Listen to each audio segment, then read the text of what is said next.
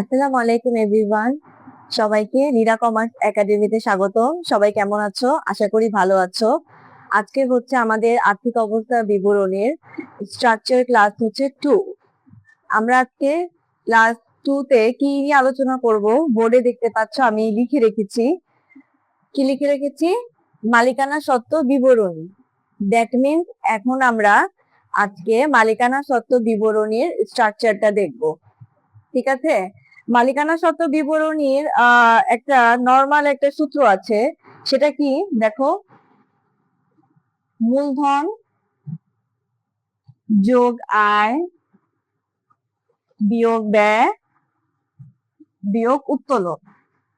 ঠিক আছে, যখন আমরা মূলধন থেকে সকল আয় যোগ করব এবং সকল ব্যয় সমূহ বিয়োগ করব, আর হচ্ছে প্রতিষ্ঠান থেকে যখন মালিক পণ্য বা টাকা পয়সা উত্তোলন করে সেগুলো যখন আমরা বাদ দিব, তারপরে গিয়ে আমরা কি পাই? মালিকানা সত্ত্ব বিবরণীটা পাই। ঠিক আছে, মালিকানা সত্ত্ব বিবরণীর পরিমাণ নির্ণয় করতে হলে আমাদের এই স্ট্রাকচারটাই কি ফলো করে করতে হবে। কি করতে হবে? মূলধনের সাথে যোগ আয় বিয়োগ ব্যয় বিয়োগ উত্তোলন। ঠিক আছে, এখন হচ্ছে এখানে আমি একটা স্ট্রাকচার লিখে রাখছি যেটা তোমাদের সবার জন্য অনেক কাজে লাগবে। দেখো, মূলধন, আর্থিক অবস্থা বিবরণীর মূলধনটা আমরা কোথায় পাবো, মানে কোন মূলধনটা নিব? তোমাদের প্রশ্ন থাকতে পারে যে কোন মূলধন নিব। মূলধনের টাকাটা দেওয়া থাকবে রেওয়া মিলে। দেখো, রেওয়া মিলে থাকবে। এই মূলধনের টাকাটা আমরা কোথায় পাবো? রেওয়া মিলে পাবো। ঠিক আছে, আচ্ছা যাকে আমি পরে করতেছি, ব্রিফ দিচ্ছি, বাট তার আগে আমরা টোটাল স্ট্রাকচারের একটা ব্রিফ নিয়ে নিই। দেখো, মূলধনের সাথে আমি যোগ করতেছি কি? অতিরিক্ত মূলধন। ঠিক আছে, প্রশ্নে যখন সমন্বয়ে অতিরিক্ত মূলধনের পরিমাণ দেওয়া থাকতে পারে, যে মালিক ধরো বছরের মাঝে কিছু মূলধন নিয়ে আসলো, কোম্পানিতে টাকা নিয়ে আসলো, সেটা কি অতিরিক্ত মূলধন নামে আমরা মূলধনের সাথে যোগ করব। তার সাথে আমরা যোগ করব মূলধনের সুদ আমরা যোগ করব। তার সাথে যোগ করব আমরা নিট মুনাফা। নিট মুনাফাটা আমরা কোথা থেকে পাবো? নিট মুনাফাটা আমরা বিশদ আয় বিবরণীর পোর্শন থেকে পাবো। বিশদ আয় বিবরণীতে যে আমরা যে নিট মুনাফা বা ক্ষতি পাই সেটা আমরা এখানে নিয়ে আসব। যদি আমরা নিট মুনাফা পাই তাহলে মূলধনের সাথে যোগ করব, আর যদি আমরা নিট ক্ষতি পাই সেক্ষেত্রে আমরা মূলধনের সাথে বিয়োগ করব। সেম জিনিসটাই লিখেছি। আর বিয়োগ গুলো অবশ্যই আমরা এরকম ব্র্যাকেটের ভিতরে দিয়ে লিখবো। তারপর উত্তোলন। দেখো, উত্তোলন বলতে আমরা কি বুঝি? উত্তোলন দেখো, আমরা পণ্য উত্তোলন বা নগদ উত্তোলন, সব প্রকার উত্তোলনই কিন্তু এখান থেকে বাদ যাবে। নগদ প্লাস পণ্য, যত প্রকার উত্তোলনই করুক না কেন সবটাই কি বাদ যাবে। দেন উত্তোলনের সুদ বাদ যাবে, উত্তোলনের সুদও বাদ যাবে। তারপর দেখো আয়কর। তোমাদের একটা প্রবলেম হচ্ছে, তোমরা বাংলা ভাষা বুঝো না, মানে ইংলিশটা তোমরা অনেক দ্রুত ক্যাচ করতে পারো, কিন্তু বাংলার যে ওয়ার্ড গুলো সেটা তোমরা দ্রুত ক্যাচ করতে পারো না। তো পরীক্ষার প্রশ্নে যখন আয়কর নামে এন্ট্রি দেওয়া থাকবে, তোমরা চিন্তা করতে থাকবে যে আয়কর মানে কি। আয়কর মানে কি? দেখো, আমি ইংলিশে লিখে দিচ্ছি। আয়কর মানে হচ্ছে ইনকাম ট্যাক্স। ঠিক আছে, ইনকাম ট্যাক্স। আয়করের মিনিং হচ্ছে ইনকাম ট্যাক্স। তো ইনকাম ট্যাক্সটাও কি আমরা মূলধনের থেকে বাদ দিয়ে নিব। তারপর দেখো, জীবন বীমার প্রিমিয়াম, এটার ইংলিশ হচ্ছে লাইফ ইন্স্যুরেন্স। যখন প্রতিষ্ঠাতা কি যারা আমি লিখে নেই, লাইফ ইন্স্যুরেন্স যখন প্রতিষ্ঠানের প্রতিষ্ঠাতা তার জীবনের উপর কি বীমা করে থাকে, সেই জীবন বীমার সুদটাও কি আমরা, মানে জীবন বীমা প্রিমিয়ামটাও কি আমরা কি বাদ দিব। ঠিক আছে, আর তার সাথে যোগ করবো হচ্ছে সাধারণ সঞ্চিতি। সাধারণ সঞ্চিতিটাও আমাদের কোয়েশ্চেনে দেওয়া থাকবে। আমরা শুধু সেটা নিয়ে পিক করব, এন্ড যোগ করে সেটাকে কি আউটার কলামে টোটাল যোগ বিয়োগ করার পর আমি যে অ্যামাউন্টটা পাই সেটাই হচ্ছে আমার হচ্ছে মালিকানা সত্ত্ব বিবরণীর পরিমাণ। দেখো, একটা স্ট্রাকচারে সব ধরনের এন্ট্রি তুলে ধরা হয়েছে। একটা স্ট্রাকচার যদি তোমরা ভালো করে পড়ো, সব এন্ট্রি এখানে আছে, এইগুলোই আসবে ঘুরে ফিরে, এর বাদে কিছুই আসবে না। আমি আরেকটা জিনিস বলতেছি, আরেকবার তোমরা ফলো করো। মূলধনটা রেওয়া মিলে থাকবে, আর অতিরিক্ত মূলধনটা আমরা সমন্বয়ে পাবো। অতিরিক্ত মূলধনটা আমরা কোথায় পাবো? সমন্বয়ে পাবো। ঠিক আছে,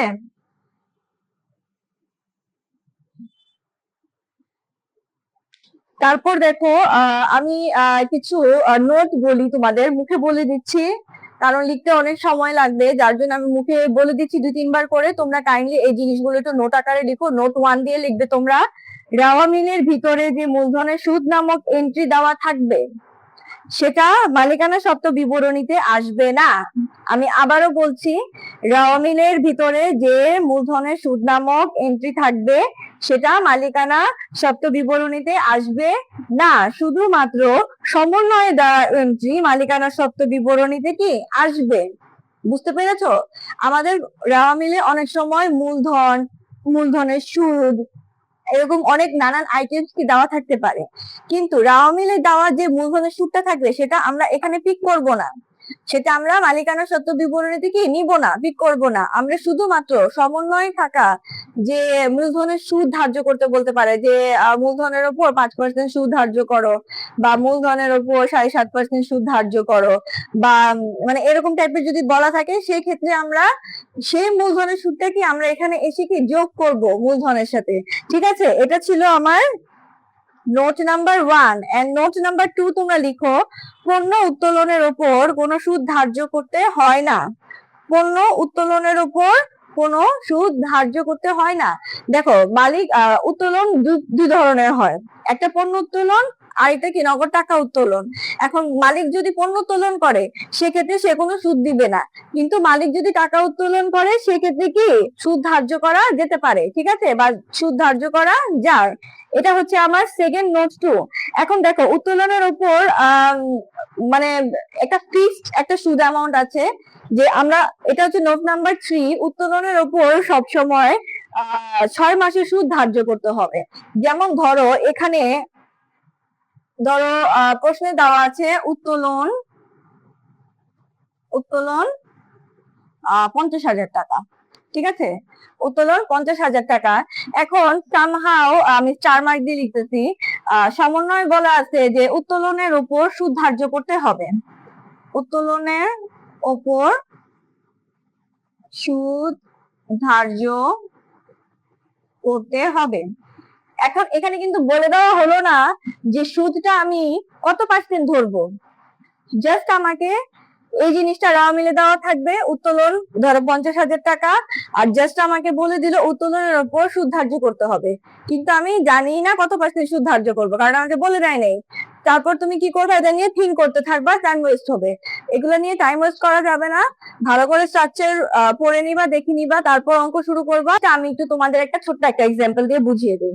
সেটা হচ্ছে, আমি এখানে বোর্ডে লিখেছি উত্তোলন 50,000 টাকা, এটা রাওয়া মিলে ছিল। ঠিক আছে, আর সমন্বয় আমাকে বলে দেওয়া হলো উত্তোলনের উপর 5% সুদ ধরতে হবে। ঠিক আছে, এখন তুমি দেখো, উত্তোলন 50,000 টাকা। ঠিক আছে, এখন উত্তোলনের উপর আমি কত পার্সেন্ট সুদ ধরবো, 5%, মানে 0.05% আমি সুদ ধরবো। এখন আমাকে বলা হলো, আমাদের নোটে কিন্তু বলা আছে কি, দেখো আমি যদি এখন বের করি এখানে 50,000 টাকার 5% কত টাকা হয়, 2500 টাকা। আমি কিন্তু এই 2500 টাকাটাকে আউটার কলামে নিয়ে ক্যালকুলেশন করতে পারবো না, কারণ আমাকে বলা আছে যে যত পার্সেন্ট যত কিছুই হোক না কেন, উত্তোলনের উপর আমরা শুধুমাত্র 6% সুদটাই কি নিয়ে যেতে পারবো। তার জন্য আমার কি করতে হবে, আমি আরেকটু তোমাদের পরিষ্কার করে দেখাই। এটা মুছে ফেলি। ঠিক আছে, এটা মুছে ফেলি। এখন দেখো, উত্তোলনের উপর 5% সুদ ধরেছি, আর আমাকে 6 মাসের কি সুদ ধরতে হবে। 12 দিয়ে ভাগ দিব, কারণ 1 বছরের সুদ তো 12 দিয়ে ভাগ হবে, আর 6 মাসের জন্য আমি কি করব, 6 দিয়ে গুণ দিব। এখন দেখো ক্যালকুলেটরে আমি হিসাবটা তোমাদের করে দেখাই। এই যে 50,000 টাকা, 1.7 ওজন, 50,000 টাকার উপর 0.05 হচ্ছে 2500 টাকা। এটাকে, এই 2500 টাকাটাকে আমি কি 12 দিয়ে ভাগ দিব, কারণ এই 2500 টাকাটা কি পুরো বছরের সুদ। এই 2500 টাকাটা পুরো বছরের সুদ। এটাকে যখন আমি 12 দিয়ে ভাগ করব, তখন আমি 208 সামথিং মানে প্রতি মাসে পাই, এবং গুণ করব কি 6 দিয়ে। এখন দেখো, আমি টোটাল অ্যামাউন্টটা পাচ্ছি 1250 টাকা। তার মানে এই যে 1250 টাকাটা, এটাই হচ্ছে কি আমার উত্তোলনের সুদ। ক্লিয়ার? আশা করি এই এক্সাম্পলটার মাধ্যমে উত্তোলনের যে বিষয়টা, এটা তোমাদের কি ক্লিয়ার হয়ে গেল আশা করি। আর এই নোটগুলো যেগুলো আমি বলতেছি, কাইন্ডলি তোমরা খাতায় নোট করে রাখবে প্লিজ। এরপর দেখো নোট নাম্বার 4, অতিরিক্ত মূলধনের উপর তারিখ অনুযায়ী সুদ ধার্য করতে হবে। যেমন ধরো অতিরিক্ত মূলধন আনা হলো, আচ্ছা ঠিক আছে, এটাও আমি তোমাদের একটু এক্সাম্পল দিয়ে বুঝাই দিই। দেখো ধরো যে মূলধন দেওয়া আছে রেওয়া মিলে 1 লক্ষ টাকা, ঠিক আছে, আর সমন্বয়ে বলা হলো যে জুলাই 1 তারিখ 2025-এ 50,000 টাকার মূলধন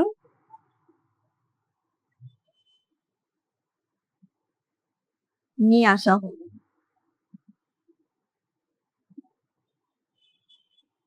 ঠিক আছে।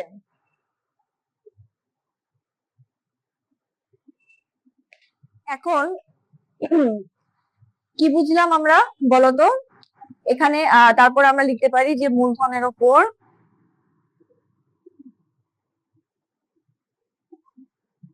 (2.5% সুদ ধার্য করা হলো, ঠিক আছে।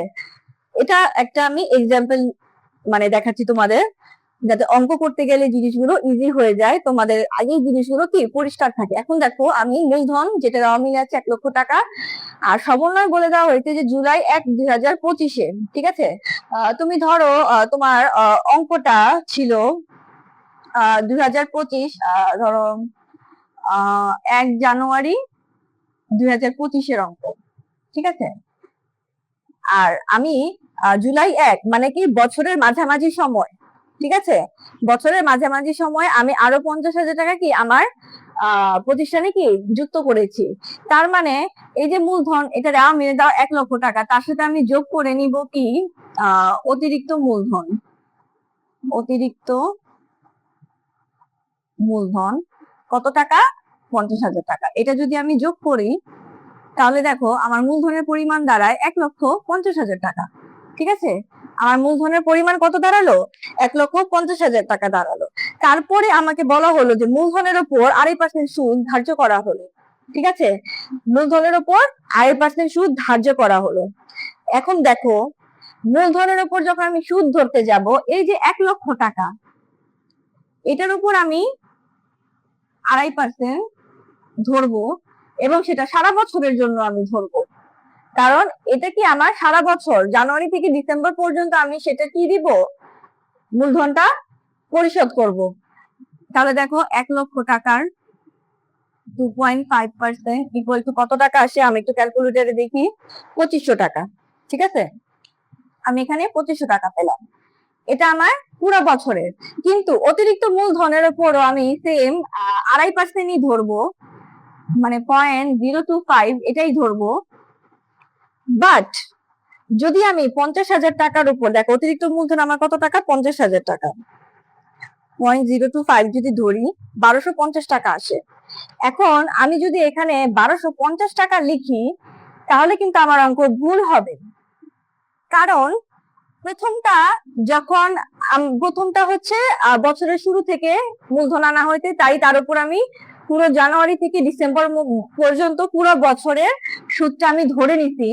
বাট দ্বিতীয়টা করার বেলায় আমার এটা দেখাতে পারবো না, কারণ দ্বিতীয় মূলধনটা আমি নিয়ে আসছি কবে? দেখো জুলাইয়ের 1 তারিখ 2025-এ নিয়ে আসছি, তার মানে July, August, September, October, November, December, 6 মাস। তাই এটার উপর আমার 6 মাসের কি করতে হবে? সুদ ধার্য করতে হবে। তাই আমি এই যে 1250 টাকা, এটাকে আমি 12 দিয়ে ভাগ দিব, আর হচ্ছে 6 দিয়ে গুণ দিব, ঠিক আছে। তাহলে আমি পাই 625 টাকা। এই যে এটা হচ্ছে আমার কি, এই 50,000 টাকা অতিরিক্ত মূলধনের সুদ, পুরো বছরের সুদ এটা, অতিরিক্ত মূলধনের সুদ এটা। এখন আমি যদি এটা যোগ করি, এই যে 2500 যোগ 625, তাহলে 3125 টাকা, যেটা এই 3125 টাকাই হবে আমার টোটাল মূলধনের সুদ। ক্লিয়ার? এভাবে করে আমরা কি মূলধনের সুদের আর অতিরিক্ত মূলধন সুদে যে এন্ট্রি গুলো আসবে আমরা এভাবে করে সলভ করব। আমি আশা করি তোমরা সবাই বুঝতে পেরেছো। বুঝতে যদি কষ্ট হয় অবশ্যই আমাকে কমেন্টে জানাবে, তাহলে আমি আরেকবার বুঝিয়ে দিব, ঠিক আছে?